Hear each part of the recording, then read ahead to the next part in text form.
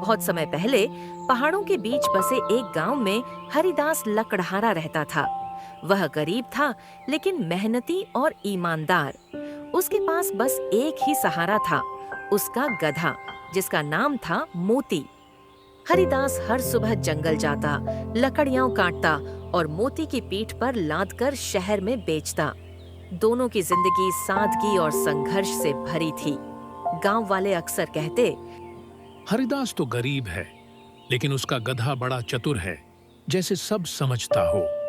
और सच भी यही था। मोती कभी रास्ता भटकता नहीं था, खतरा आने पर पहले से सतर्क कर देता और कई बार हरिदास की जान भी बचा चुका था। एक दिन जंगल में लकड़ी काटते काटते हरिदास थक गया और छांव में लेट गया। तभी पास की झाड़ियों से जहरीला सांप सरकता हुआ उसके पास आने लगा। मोती ने तुरंत अपने खुर जमीन पर पटकने शुरू किए और जोर जोर से रेंकने लगा। हरिदास चौंक कर उठा तो देखा कि सांप पास ही था। उसने डंडा उठाकर उसे भगा दिया। मोती, तू सच में मेरी आंखें और कान है। अगर तू ना होता तो आज मेरी जान चली जाती।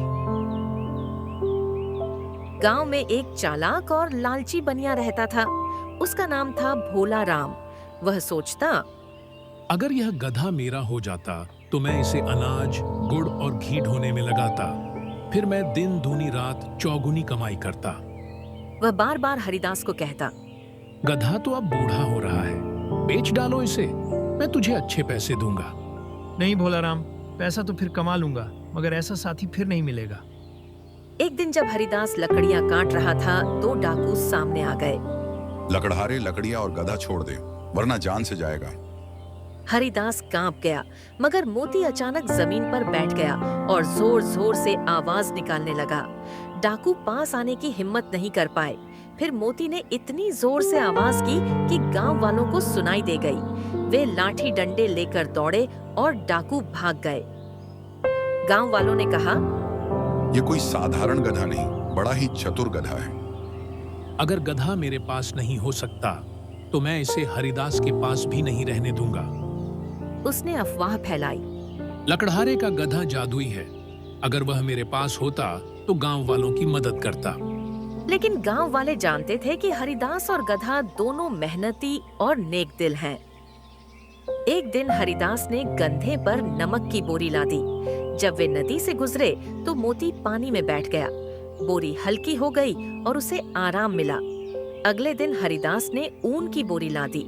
मोती ने फिर वही किया, लेकिन इस बार बोरी और भी भारी हो गई। मोती हांफता हुआ खड़ा हुआ। हरिदास ने उसकी पीठ थपथपाई और बोला, मोती, याद रख, चालाकी हर बार काम नहीं आती, मेहनत ही सच्चा सहारा है। गधा जैसे समझ गया और चुपचाप चल पड़ा। अगले साल गांव में भयंकर सूखा पड़ा। कुएं सूख गए, फसलें बर्बाद हो गईं, लोग भूख और प्यास से परेशान हो गए। अब हम क्या करेंगे? लकड़ी बिकेगी नहीं, अब हम खाने का प्रबंध करेंगे कैसे? कुछ तो करना पड़ेगा मोती, अब हम क्या कर सकते हैं? मोती ने अचानक जंगल की गहराई में जाने का रास्ता पकड़ लिया। हरिदास उसके पीछे पीछे चला। वहां उसे जंगली फल, पानी और जड़ी बूटियों का भंडार मिला। हरिदास ने यह सब गांव वालों में बांट दिया। लोग बच गए। अब हरिदास और मोती रोज गांव वालों के लिए जंगल से सामान लाने लगे। मोती पर कभी लकड़ियां, कभी फल, कभी पानी की मशकें लदी रहती। गांव वाले कहते, यह गधा नहीं, गांव का देवता है। एक दिन जंगल में भीषण आग लग गई। हरिदास और मोती लकड़ी काट रहे थे। आग चारों ओर फैल गई। हरिदास घबरा गया, पर मोती ने सूझबूझ दिखाई। वह सीधे नदी की ओर दौड़ा और हरिदास को सुरक्षित पार पहुंचा दिया। गांव वालों को भी उसने रास्ता दिखाया। अब गांव वाले हरिदास और मोती को गांव का रक्षक मानने लगे। उन्होंने पंचायत में कहा, उसने हमें बचाया है, वही असली नेता है। हरिदास ने हाथ जोड़कर कहा, नेता बनने की इच्छा नहीं, बस इतना चाहता हूँ कि सब मेहनत करें और एक दूसरे की मदद करें। मोती ने खुशी से जोर की आवाज की और सब हंस पड़े। समय बीतता गया। हरिदास का गधा मोती हमेशा उसका साथी बना रहा। गांव में बच्चों को जब भी नैतिक शिक्षा दी जाती तो यह कहानी सुनाई जाती। लकड़हारे का गधा चतुर था, लेकिन मालिक ईमानदार था।